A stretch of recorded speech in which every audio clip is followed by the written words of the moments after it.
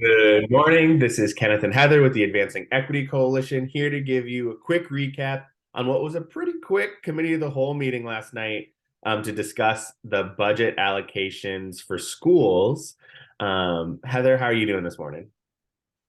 I just want to start off by acknowledging that our country chose to turn a blind eye to more children yesterday and this week, and just continues to value um, property of violence over humans. And so as I dropped my children off at school this morning, like I do many mornings, I actually snapped a picture of them walking in, just like, okay, I'm holding the complexity of the fact that as a parent in this country, I can't know that my children are safe when they go to school because of the lack of the way that we value children. And Director Elamine and Superintendent Cox both commented yesterday on that as well. And that's how they opened the meeting. And I feel like it's fitting that we open our recap with that acknowledgement that we can't be numb to this. Yeah, I agree. I think unfortunately, as a country, we have become numb to it because we see it happen constantly. We feel outraged, and then we just see thoughts and prayers, and um, thoughts and prayers doesn't bring back the people who we've lost. Thoughts and prayers clearly has not stopped what is happening, and thoughts and prayers doesn't put any ease in the minds of parents dropping off their kids at school every morning or putting them on the bus, um, uncertain if they're going to come back home. So we need our adults, we need our political leaders to do better, to demand more, to get action taken on this, because we can't keep losing so much life. We can't keep being numb to the problems and to this issue specifically. Yeah, agreed.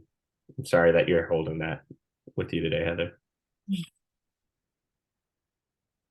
Okay, and then like we have done through many school board meetings in our city, we move on to the details at hand because we go back to the work while we try to think and hold the bigger, more complex problems. So last night, our school board, after that opening, then they went on to learn and have a presentation really about how our school and our district budgets and how school budgets are allocated. There was a lot of questions. First of all, we have to just name, this was a presentation that many board members commented on the ease of understanding, the quality of the content, and they really felt like many board members said, thank you, this is what we asked for, and we got exactly what we asked for, and we feel valued as a board. So that was really important.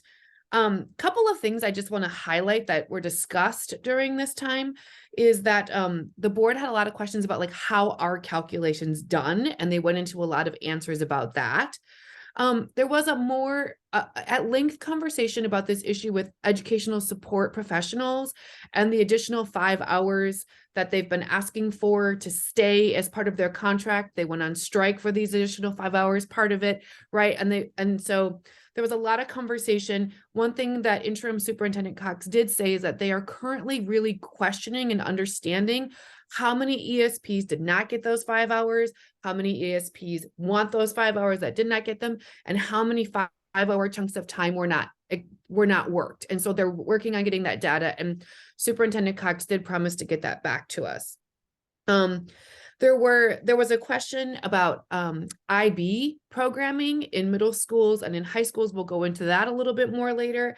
And then I think there was a really hard conversation and something we can look to more in the future about what our chair called district transformation, and really an acknowledgement of the fact that we need to make some changes because we have some budget shortcomings that are continue to get bigger as the COVID funding runs out. So that's a rundown. My rundown seems longer than the meeting, but maybe that's because the board presentation went so well. That is true. Yeah, I mean, it really was such a strong presentation, and so we're picking a slide of the night, as we tend to do. But honestly, this was such a strong presentation. You should seriously just go and check it out. The full presentation, we'll link to it so that easily find that. But I thought this was probably one of the best slides of the night. There's so much information, and the slides really built on each other. So this slide specifically doesn't have any numbers, but you'll see numbers. You'll see examples around what principles are sent in terms of calculations. But I wanted to just actually show how schools end up calculating, or how the district ends up calculating how much money a school will receive.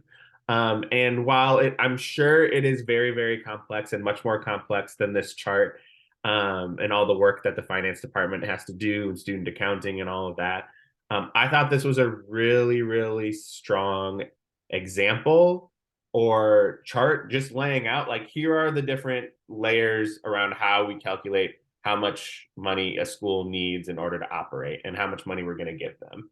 So looking at how much the principal costs, looking at how much the levy is providing, and then you divide that by the amount of students they expect. Figuring out how much to put into class sizes, how much money to put just in basic allocations per students, the small school subsidy, compensatory ed. It's a really, really, really strong example. And so if you look through this and you have all these numbers available to you, you could probably pretty closely figure out how much money your school is getting just by using these calculations. So I thought, it was another kind of look behind the scenes. It reminds me of like the Wizard of Oz, right? When you can see the wizard. To see like, okay, we usually just kind of get the numbers and we react big to the numbers. This is like a good inside look as to how the numbers were created, and hopefully gives the board members a little bit better understanding, so they're not questioning so much the process and really just trying to figure out if their priorities are being upheld in the budgeting process as they want them to be. So that is our slide of the night. And so with that, let's get into our most valuable moment and our do better moment. Heather, do you want to, or I'll start with my most valuable moment because I think it rolls into your most valuable moment. So my most valuable moment from last night's board meeting, we've said it a million times already in this conversation, but the presentation from the district staff and the finance team, and really, the whole team that, went through budgeting conversations amongst leadership, was really strong last night. It was a really strong presentation. So many board members in the community, I saw people on Twitter, myself, were just impressed with the level of information and the level of detail that was given in the finance committee, in the finance budget presentation last night. And looking forward to seeing, last night was just the school allocations. It sounds like moving forward, we're going to get department allocations for central office and how they're supporting the work that's happening in schools. But so looking forward to that. But last night was just a really strong presentation, and I think provided a lot of actionable information for the board to understand and be able to respond to constituent questions about and things like that. So that is my most valuable moment. So I'll roll that into your most valuable moment, Heather. Yeah, I mean, mine's kind of the same, except for that it comes from a student perspective. Student Representative Abdullah, her comment about her saying, I understood 90% of this, and I've never come close to understanding this before. And I think there was a level of excitement and energy for her for when she understood it. And when we really understand things, then it allows us to engage with it in a new way. There's a sense of power that comes with it, and I really saw that in her eyes and in her process and the way she leaned forward. And so again, I think we know we don't, something isn't transferred just because we say it. We know that information is transferred when the other person can demonstrate to us that they've learned it. And so if that was a marker of a quality of presentation, her comments to me really were. Awesome. Yeah. Again, just can't speak highly enough of the quality of this presentation. So keep it up, MPS leadership, around that front. So in terms of the do better moment, again, the conversation was largely quick.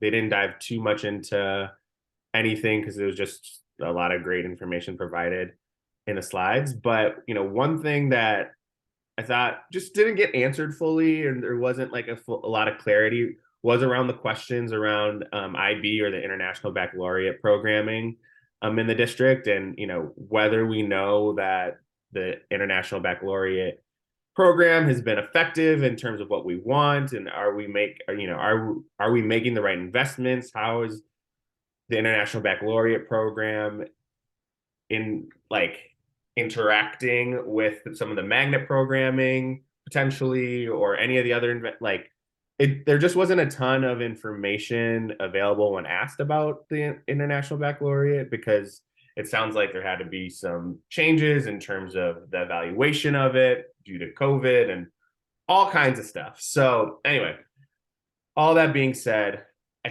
think, there was a question from Director Emmerich that seemed really close to student experience, the family experience, the school experience, around, how are families, students experiencing International Baccalaureate? Are we getting what we want out of that investment?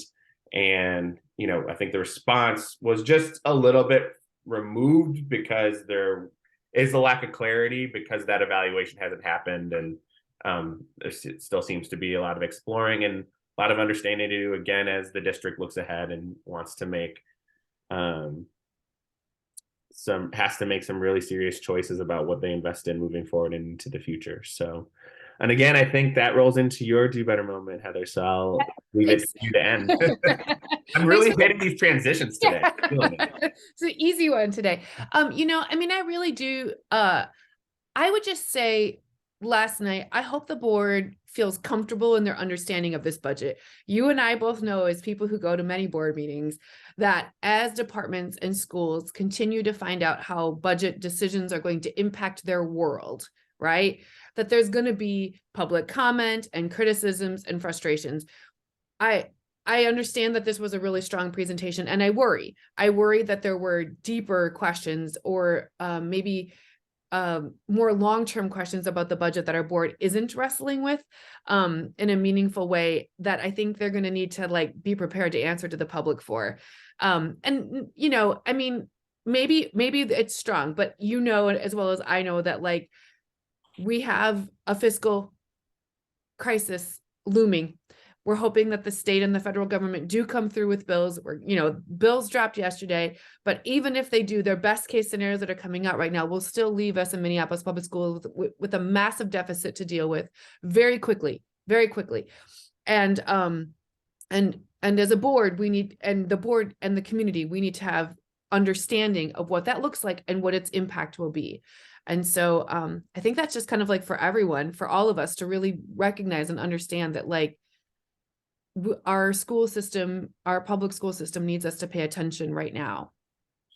Yeah, and I don't think this is our opinion alone, right? We heard Chair Alameen essentially allude to that at the end of the meeting yesterday. Is we need to talk about district transformation. We need to have context for what that looks like within the context of also approving this budget, right? So yeah, lots of questions still left to be answered. Still, hoping that the state will change their mind and really put serious money towards public education, but it's not looking that way yet. So contact your legislators to see if that's something that, to share your priorities and see what you want to have done in public education. But yeah, that's kind of where we're at right now. So thank you all for listening. Check us out. Go subscribe on YouTube. Follow us on Facebook.